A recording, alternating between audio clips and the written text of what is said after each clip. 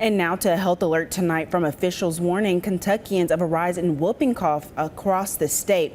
Now, in a news release, the Cabinet for Health and Family Services said so far there have been 130 cases in Kentucky. Whooping cough is a very contagious respiratory illness. Those that are at greatest risk of getting this is babies younger than the age of 1. Now, this year in Kentucky, health officials say a total of 8 people were taken to the hospital, 4 infants, 1 school-age child, and 3 adults. No deaths have been reported at this time, but if you have been exposed to anyone with whooping cough or are experiencing any symptoms, go to your nearest clinic.